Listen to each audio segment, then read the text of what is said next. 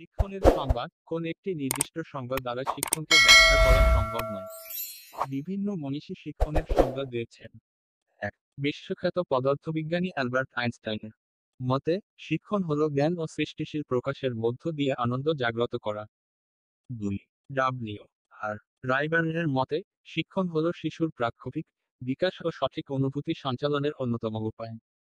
শিক্ষণের বৈশিষ্ট্য: এক, শিক্ষণের মধ্য দিয়ে শিক্ষার্থীদের জ্ঞানের বিকাশ ঘটে।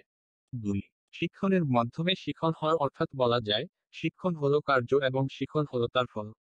শিক্ষণের মাধ্যমে শিক্ষার্থী সঠিক সিদ্ধান্ত নিতে সক্ষম হয়। তিন, শিক্ষণের ফলে শিক্ষার্থীর প্রাক্ষোভিক বিকাশ ঘটে। তিন, শিক্ষণের মাধ্যমে শিক্ষার্থীকে পরিবেশের উপযোগী করে গড়ে তোলা হয়।